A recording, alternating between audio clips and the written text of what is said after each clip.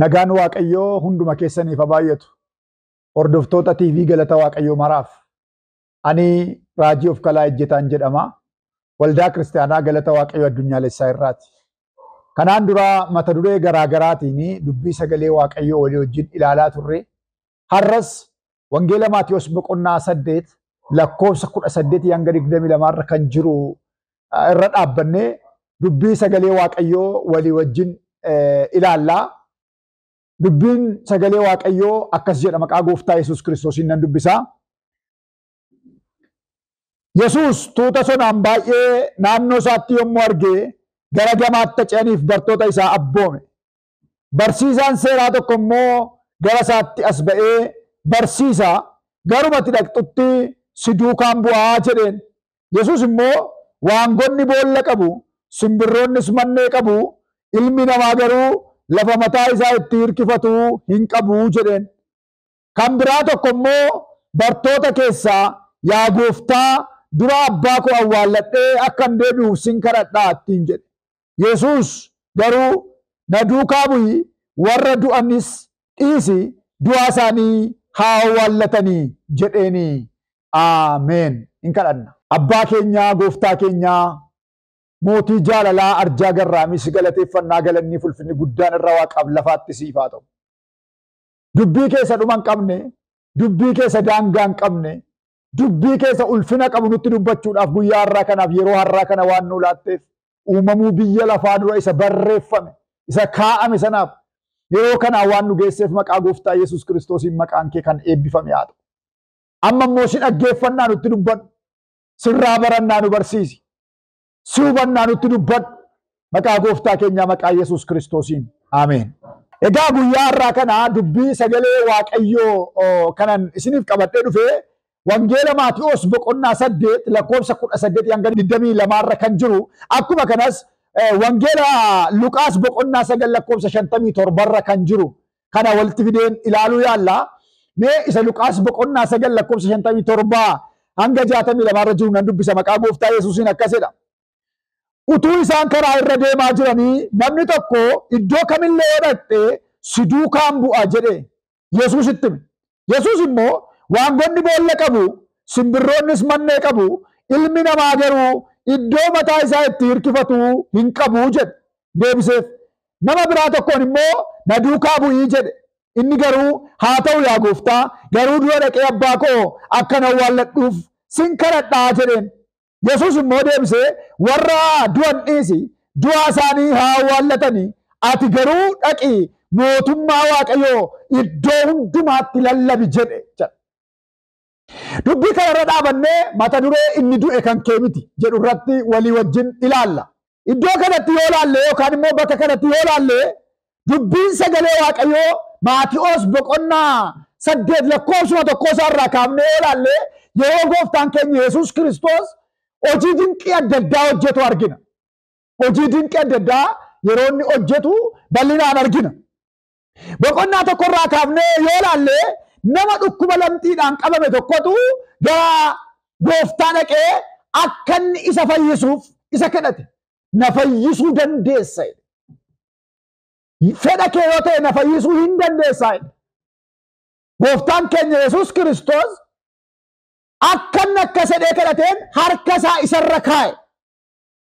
Namichis lamxiitti qullaa'e. Dhaqii luboota of agarsiisi. Nama tokkotti immoo min fayyuu kee mirkaneeffadhu jedhe Gooftaan. Dhukkubni lamxii jedhamu kuni yookaan dhukkubni lamxii kuni dhukkuba dheekkamsa Waaqayyootiin dhufuudha. Dheekkamsa Waaqayyootiin dhukkuba dhufu Waaqayyo irratti ka'uudhaan, Waaqayyo irratti dubbachuudhaan, Waaqayyo irratti fincila kaasuudhaan dhukkuba nama qaqqabu. Dhukkubni lamxii dhukkuba akkasiiti. Dhukkuba callisee namatti dhufuu miti. Warra Waaqayyoon utuu qabanii Waaqayyo irratti ka'an irratti dhukkuba dhufuudha. Dhukkuba dhufuudha. Dhukkuba callisee dhufuu miti. Macaafa seera lakkoofsaa boqonnaa 12 lakkoofsa 1 amma 10tti yoo laalle Maariyaamiif Harooni Museedhaaf obbolaadha. Garuu sababa Museen durba Kush fuudheef, sababa inni soddaa warra Kush ta'eef isa irratti ka'anii dubbatan. Dubbannaan isaaniis akkas kan jedhu ture. waaqayyo Musee duwwaatti dubbataa jedhan. Unitti sin dubbata miti waaqayyo jedhan.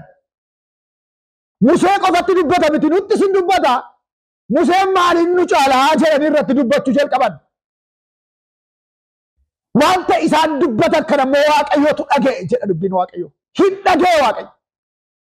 Isa isaan Musee garbicha waaqayyo irratti guunguman. Isa isaan Musee garbicha waaqayyo irratti dubbatan. Haroon luba Miiriyaam faarfattuudhas raajiidhas garuu Musee garbicha waaqayyo geggeessaa sabaasa ta'e gara laafinaan akka addunyaa kanaatti akka nama lafarratti dhalateetti sadarkaa tokkoffaarra isa jiru namoota lafarratti uumaman keessaa gara laafessi akka Museen jiru jedha dubbiin waaqayyo waan ta'eef. Isa irratti geggeessaa irratti dubbachuu jalqabnaan waaqayyo gooftaan maccaa isaan sadaniin gara dunkaanatti wal ga'anitti achi as waame. Museedhaan, Haarooniin, Miiriyaamiin mee achi as kottaa gara dunkaanaatti saba keessaa as ba'ame hin ba'an. Balbala dunkaanichaa gaafa isaan ga'anii duumessi ulfina waaqayyoo dunkaanicharra gadi dhufe. Waaqayyoos duumessa sana keessa dhufee balbala dunkaanicharra dhaabbate itti dubbachuu jalqabe. Dubbannaa isaa kana keessatti gaafa dubbatu akkasittiin jedhe.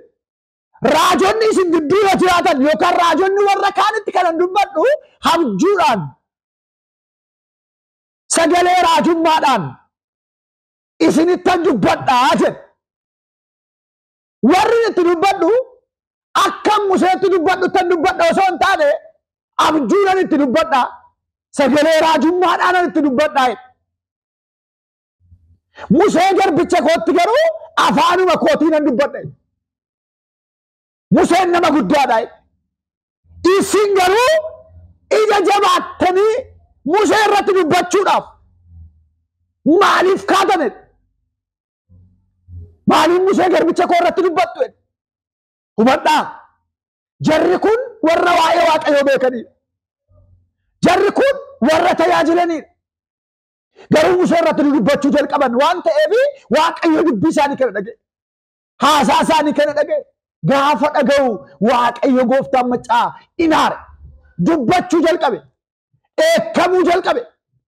Kanuma dubbatee waaqayyo yeroo tokko ulfinni dunkaana sanarra jiru. Ulfinni iddoo dunkaana wal ga'an sanarra jiru sun gaafa ta'u Miiriyaam dhukkuma lamxii kanaan rukutamte. Dhukkuma lamxii kanaan rukutamte. Dhanni ishee guutummaatti akka beeraleetti addaate. Museen gara laafee seeneera. Hin gaddee, inaaree waaqayyoon kadhachuuf jalqabe. Waaqayyoon kadhachuuf jalqabe. Maaliif wanti kun ta'a? Maaliif wanti kun raawwatama?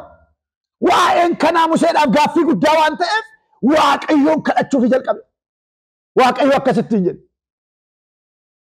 Intalli tokko yookaan mucaan dubaraa tokko abbaan ishee fuula ishee irratti yoo tufe hamma guyyaa torbaatti iyyallaati mitiiree. Kanaaf isheenis dunkaana duuba dabartee adeessu hamma guyyaa torbaatti yeroo adabaati. Dhukkuba dheekkamsa waaqayyootiin dhufuudha. Lamxiin dhukkuba dheekkamsa waaqayyootiin dhufu waan ta'eef dheekkamsa waaqayyoof immoo araara gochuu kan danda'u Yesuus Kiristoos duwwaadha.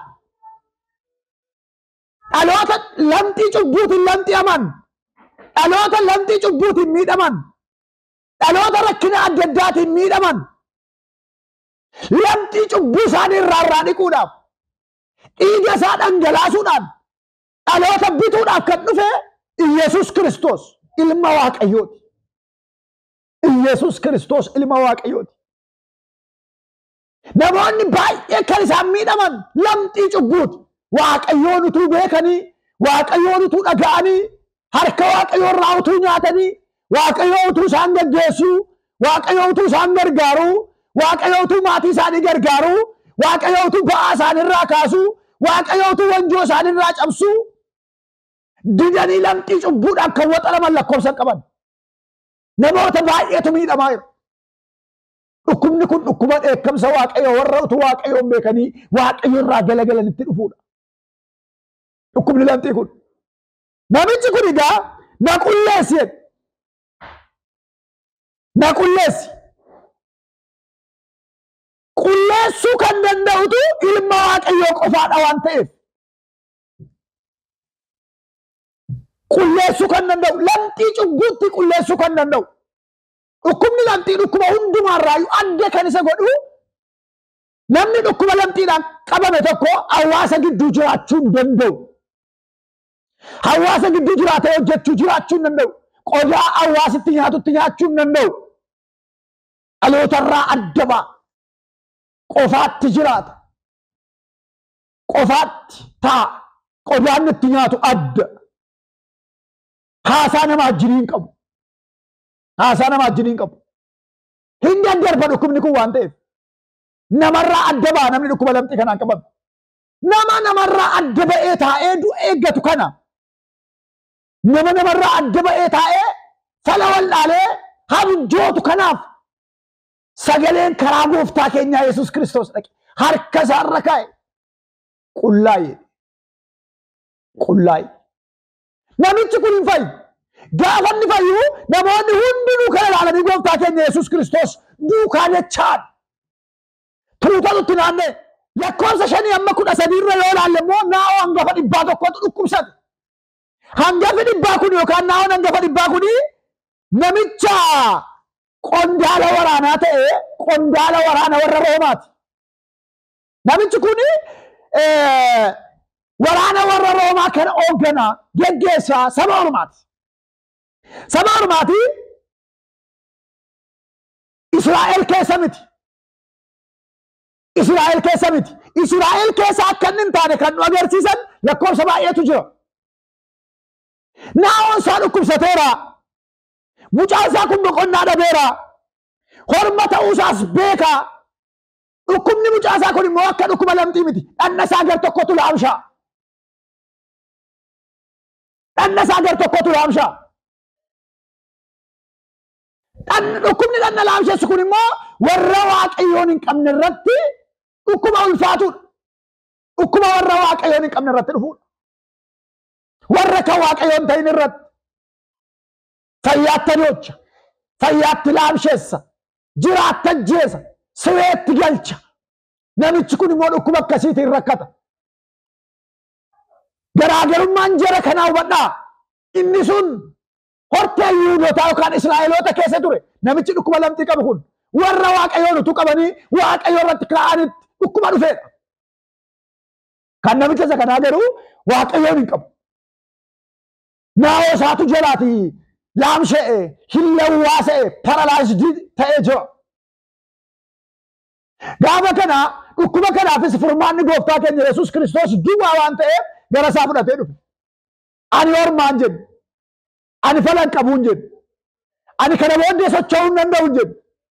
Hin danda'ama waaqayyoof jedhee orma ta'ee utuu jiru dhufe. Baay'ee nama amantii guddaa qabudha naa'oon kun.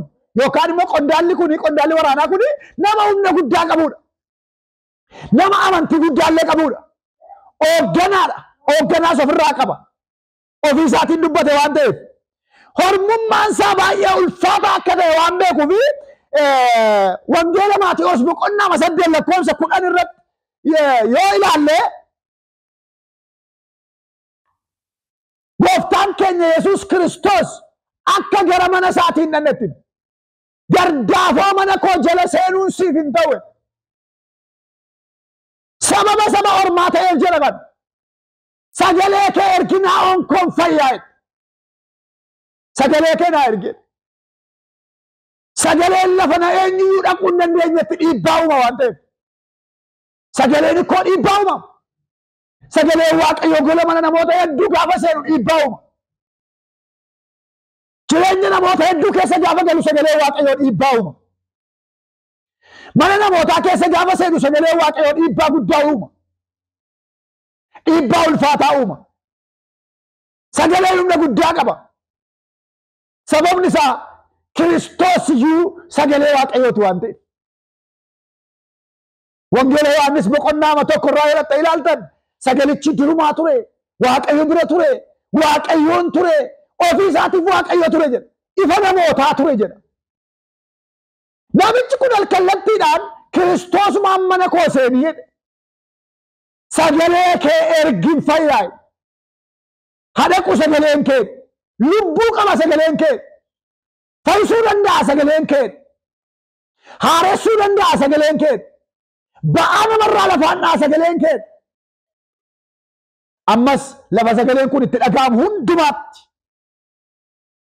ba'aan seexanni sirra kaa'e ba'aan haalli sirra kaa'e ba'aan namni sirra kaa'e ba'aan ati ofirra keesse sirraa lafaa dha'u maqaa Yesuus Kiristoos goofticha maccaati sagalee kee ergee hin fayyaa sagaleen kee dhannaan naa'oon koo du'oole hamma sagaleen kee dhaqu duwwaatti naa'oon koo laamsha'uu danda'a hamma sagaleen kee dhaqu duwwaatti xaxamee taa'uu danda'a sagaleen kee dhannaan garuu hin kaa'e sagaleen lafaa si kaasu gara mana kee haadhufu gara mana kee sagaleen lafaa si kaasu gara jireenya kee haadhufu gaafa sagaleen gara kee dhufu gaafa sagaleen gara mana kee dhufu gaafa sagaleen gara maatii kee gara gaa'ila kee gaafa dhufu lafaa qaata waan ta'eef eebba kee kan laamshesse hafuura kee kan laamshesse ayyaana kee kan laamshesse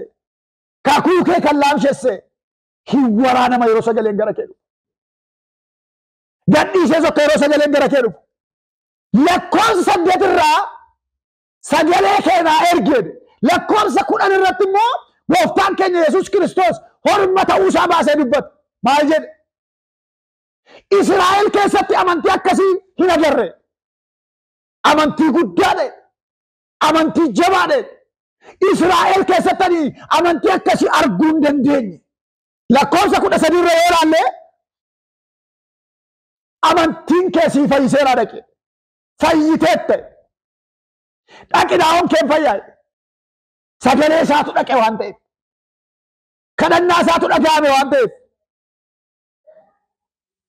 sababni isaa gooftaan keenya Yesuus Kiristoos namicha isa Israa'el kee ture yookaan immoo isa qomoo isa Israa'el kee ture sana harka isaa irra kaa'uudhaan dhukkuba namitti siquu hin dandeenye irraa lafaan dhaqe isa kana garuu sagalee erge hamma yoomitti hamma gaafa namichi dhiiga Kiristoosiin dhiqatutti dhaquun hin danda'amne gardaafoo mana isaa jala lixuun hin danda'amne gardaafoo mana isaa jala lixuun hin danda'amne dhiiga Kiristoosiin araaramne jechuudha dhiiga Kiristoostu ol nu galche jechuudha mana keenya akka hafuurri waaqayyoo inni qulqulluun kun seenu kan godhe dhiiga Yesuus Kiristoos dhangala'e sana oolicha nuuf jedhee qalame sana oolicha nuuf jedhee aarsaa ta'e sanatu karaa cufamaa mana keenya irraa bane waan ta'eef rakkina ulfaataa mana keenya irraa kaase waan ta'eef isatu gara mana keenyaa dhufe sababa kanaaf lakkoofsa 14 kaasee amma 17 yoo ilaalta immoo namoota dhukkubsatoota hedduu fayyi gosa dhukkuba garaa garaa irraa fayyan kunis namoonni akka gooftaa keenya Yesuus Kiristoos duukaa dachaan yaa'an godhe gooftaa keenya duukaa akka deemaniif sababa guddaa ta'e ni kam fayyisuusaa dinqiinsaa yeroo baay'ee dinqii gochuun mallattoon dinqii baay'een isaa mallattoo waamichaati ittiin namoonni akka dhufaniif ittiin namoonni akka gara jireenyaatti waamamaniif badiisa jala akka ba'aniif jireenya bara bara akka dhaalaniif malee galmi keenya dinqii miti galmi keenya Yerusaalem galmi keenya dhukkubsataan fayyuu miti galmi keenya Yerusaalemitti galuudha galmi keenya namaa kadhannee namni geeddaramuu qofaa miti galmi keenya Yerusaalemitti galuudha mootummaa waaqayyoo dhaaluudha mana galgalaa dhaaluudha Yerusaalemiin isa nuuf qophaa'e isa abbaan keenya gooftaan keenya Yesuus Kiristoos isiniifan qopheesse jedhee sokke sana dhaaluudha egaa lakkoofsa Maatiyoosuma 8:18 kanarra gaafa dhufnu barsiisaa seeraa tokkotu iddoo nama dubbisee si duukaan bu'aa gooftaa keenya Yesuus Kiristoosiin jedhama lafati dhaqxu hundumaa si duukaa dhaqaa namichi si duukaan bu'ee kuni barsiisaa seeraati jireenya gaarii nama jiraatu, jireenya comfortable ta'e nama jiraatu, jireenya sansakkaa isaa eeggate nama jiraatu, nama akkasiiti. Namichi kun gooftaa duukaa bu'uudhaaf kan inni ka'e sababa waa'een jireenya bara baraa isaaf galeefii miti. Mootummaa Waaqayyoo hubatee miti. Eenyummaa Kiristoosii waan beekuuf miti. Duukaa kan inni ka'e akka inni duukaa ka'u kan isa godhe baay'ina namootaati. Tuta namootaa argee duukaa ka'e. Silumayyuu barsiisaa seeraati.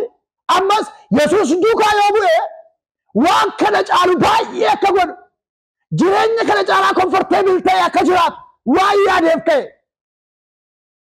Si duukaan bu'e lafatti dhaqxe hundumaan si wajjin dhaqe malee Kiristoos ilma Waaqayyoo ta'uu isaatti amanee miti. Karaa ta'uu Kiristoos amanee miti. Dhugaa ta'uu Kiristoos amanee miti. Jireenya ta'uu Kiristoos amanee miti. Karaan gara abbaatti geessu kamillee karaa isaanii waa akka ta'e waan beekuuf miti. Dhugichi galeef yoo osoo hin taane jireenya kana caalaa jiraachuu waan barbaaduuf. Kanaaf deebii laate gooftaan keenya Yesuus Kiristoos. Waangonni boolla qabu, simbirroonni mannee qabu, ilmi namaa garuu lafatti mataa isaa hirkifatu iyyuu hin qabu. Maal jechuudha? Dhoksaa cimaa tokkotu as jira. Waa'ee mootummaa isa waaqarraa lallabaa waan hin jiruufi lafa kana irratti iddoo dhaabbataa hin qabu. Iddoo dhaabbataa hin qabu.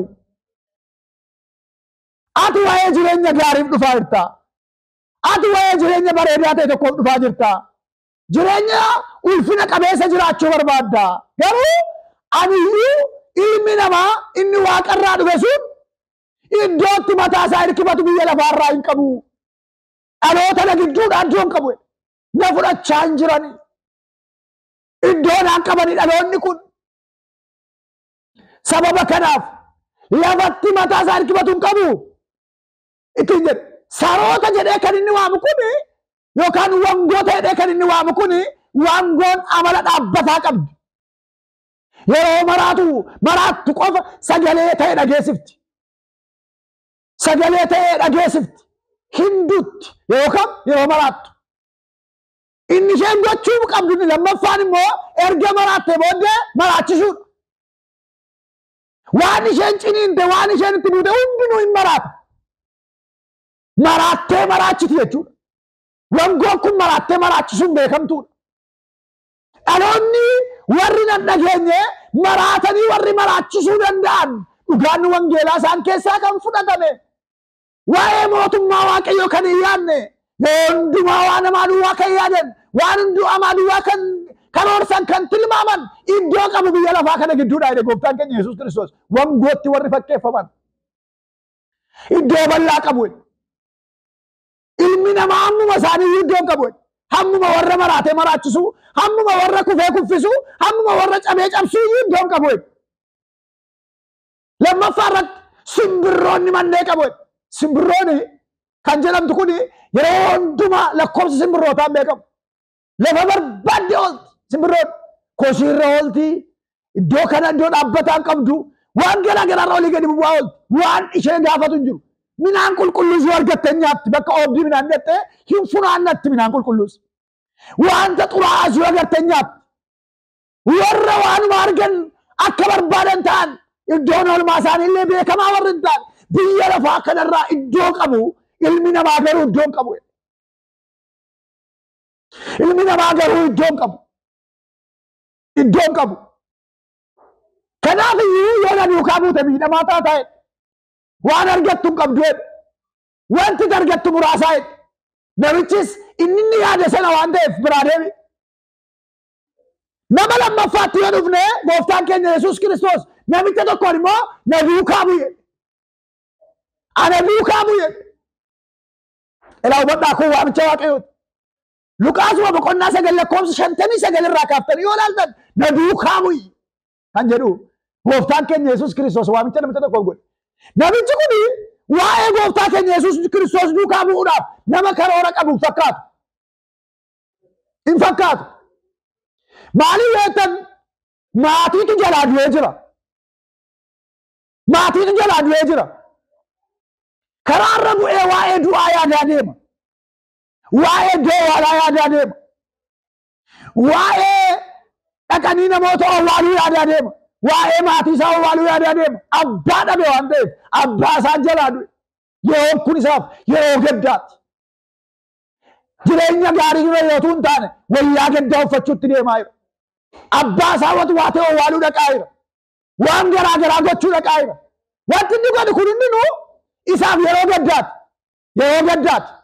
Sababa akkas ta'eef yeroo gaddaa kana keessa utuu jiru sagalee wayii dhagee. Sagalee kun sagalee waamicha Waaqayyooti. Naguu kaamii sagalee jedhu dhagee. Imimmaan isaa xalagatee namoota keessaa ol jedhee wayyaa gaddaa mataa isaa irraa buufatee gaafa laalu gooftaatu waamaa jira. Gooftaatu dhaabatee waamaa jira.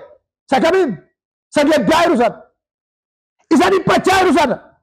Isa rakkina ulfaataa keessa jiru sana. Gooftaatu waamaa jira. Gooftaatu waamaa jira. Garaagarummaa guddaa qabu namichi barsiisaa seeraa kunii fi namichi kun garaagarummaa guddaa qabu. Barsiisaa seeraa kuniif namoonni kun garaagarummaa qabu. Garaagarummaa guddaatu barsiisaa seeraa sanaaf namicha isa kana gidduu jira. Garaagarummaan jiru kun maalidhaa? Namichi barsiisaa seeraa suni Kiristoos duukaa bu'uudhaaf ofii isaatiin gaafate. Inni kun garuu gooftaa Yesuus Kiristoostu gaafate. Gooftaa Yesuus Kiristoostu isa gaafate. Namichi kun jireenya gaarii keessa jiru. Iddoo waalaatti deemaa jira jedhee dubbadheera. Iddoo waalaatti deemaa jira. Na duukaa bu'u jennaan Kiristoosin kadhachuu jalqabe. Baay'ee gaariidha. Si duukaa bu'uu kootti nan gammade.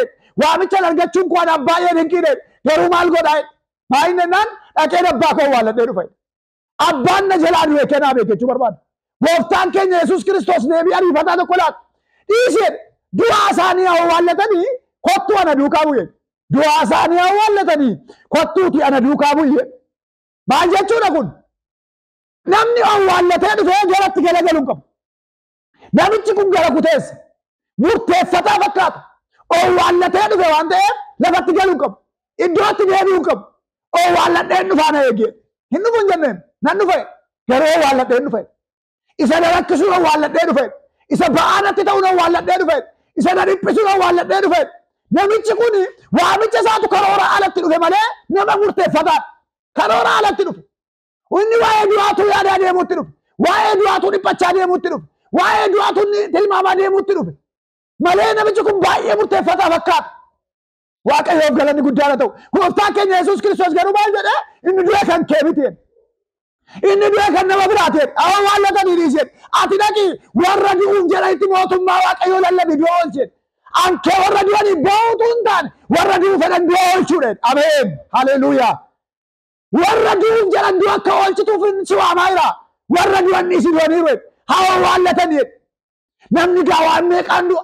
Hafuuraan kan du'u jira. Foonumaanis immoo kan du'u jira. Jarri kun tarii namichi kun dubbii gooftaa keenya Yesuus Kiristoos gaafa dhaggeeffate maatiin isaa kun abbaan isaa kun hafuuraan du'aa ta'uu isaa hubate ta'a.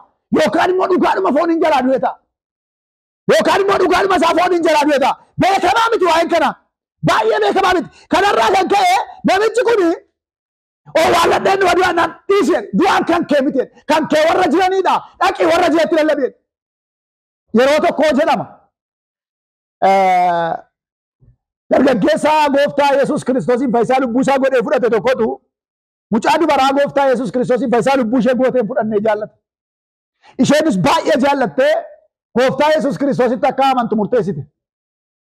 Innaa gara waldaa dhaqanii haasofsiisanii amantee cidha isaanii karaa waldaa kiristaanaa akka geggeeffataniif gara geggeessitoota waldaa akkuma dhaqanii gatta'anii maka gatta'aniin gaaffii gaafa jalqabdu gaaffii isheen jalqabaa iddoo awwaalaa qabdu kan jedhudha. Geggeessitoota waldaan. Iddoo awwaalaa qabdu jennaan gurbaatti bitaa gale. Taa'ee yaade waan saagaluufii dide geggeessitoonni calmalee taa'ee dhaggeeffatan. Dargaggeessichi galagaleetu hiriyyaa isaa kana gaaffii gaafate. Maal jedhee gaaffii gaafata? Maal taatee jedheen? Anoo yoom gaa'ela godhannaa? Yoom waliin jireenya dhaabbannaa? yoom waliin ijoollee horraa, yoom waliin jireenya umurii dheeraa dabarsine dheensee egaa karoora du'aa qabdaa jedhe. Karoora du'aa qabda mootummaa inni geggeessitoonni isaanii naraarsuu jalqaban sana dhiisanii waa'ee du'aa yaaddi, waa'ee badiisaatu dafee durseetti mul'ata, jireenya dursee du'atu dhufeetti mul'ata. Namichi kun waa'ee du'aa yaadaa deema. Waa'ee kufaatii, waa'ee badiisa abbaa isaatii, waa'ee abbaa dhabuu yaada.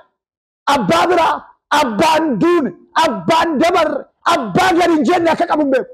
Gooftaan Yesuus yeroon kun yeroo itti warra du'anii bo'an utuu hin taane yeroo itti wangeela lallabanidha. Yeroo itti wangeela lallaban, yeroo itti dhugaa wangeelaa dubbatan, yeroo itti warra hin duune qaqqabatanidha malee yeroo itti isa du'ee bo'an miti. Yeroon kun yeroo itti isa du'ee bo'an miti. Yeroo itti isa waan godhe wallaalee bo'an miti. Obboleessa koo obboleettii ko hammana dhaga'aa kan jirtu yoo dhagaraa kee keessatti yaada kee keessatti waan du'ee bo'aa irta ta'a. Na jalaa du'eette kana booddee abdiin qabuette du'eera ittee marxifattee boossata. Inni du'e kan kee miti. Inni du'e kan kee miti. Du'aa isaanii awwaallatanii gooftaan keenya Yesuus Kiristoos kan keessa jirudha. Wayyaa gaddaa keessa saabbadhu, wayyaa galataa uffadhu, wayyaa hojii kee uffadhu, kan hojii keetti bu'u, kan Waaqayyoon galateeffadhu. Kan kee jira, kan kee si dhiisee hin du'u, kan kee si dhiisee hin dhumu, kan kee si dhiisee hin badu, kan kee si eegaa jira. Sini sen du kan ke inni du'ee abbaa qaba, abbaan isaa awwaallatu ati dhiisii kan lafa jirtu kana du'eerattee bo'aa kan jirtu, du'eerattee gaddaa kan jirtu, waan gootu wallaalaa kan jirtu inni du'e kan kee miti siin jedha Waaqayyo. Hin kadhanna Waaqayyoon yeroo kadhannaa godhanna gajjennee kadhanna. Maqaa gooftaa maqaa Yesuus Kiristoosiin galanni guddaan siif haa ta'u. Gooftaa sin kadhadhaa gara saba kanaatti gadi jedhe. Namni dhaggeeffachaa jiru kun, namni dhaggeeffachaa jirtu kun biyya fagoodha, biyya dhiyoodha, laga gamana na dhaggeeffachaa kan jiran haalaan akkaataan abdiin na jalaa du'e kan jedhan, kakuu koo du'e kan jedhan, mul'ata koo du'e kan jedhan, ergaa koo du'e kan jedhan, anaa wayyoo kan jedhan, karaa darbaan qabu kan jedhan, ce'uu hin danda'u kan jedhan, boo'aa kan jiran, wawwaachaa kan jiran, maraachaa kan jiran, lafa jiranii olaa kaan lafa jiranii. Maqaa Yesuus Kiristoosiin yaadni garaa isaanii ageeddaram. Inni du'e kan isaanii miti. Kan kooti jedhanii kan bo'an, kan kooti jedhanii kan aaran, kan kooti jedhanii kan gaddan, kan kooti jedhanii mimmaan du'aa kan dhangalaafatan. Yeroon kun yeroo kolfaatti ageeddaram, yeroo gammachuutti ageeddaram, yeroo ililleetti ageeddaram, barri gadda isaanii xumuram. Maqaan kee Waaqaaf lafarratti kan eebbifame haa ta'u. Waan haaraa godhe mana wangeelli hin galle abiddi kee haa galu, hafuurri kee haa galu, fayyisuun kee haa galu, haaressuun kee haa galu. Lafa sagaleen kun itti dhagahame hundumaatti wangeelli haa bola'u humna dhiiga Yesuus Kiristoos goofticha maccaatiin. Ameen. Waaqayyo isin haa eebbisu. Ulfaadhaa.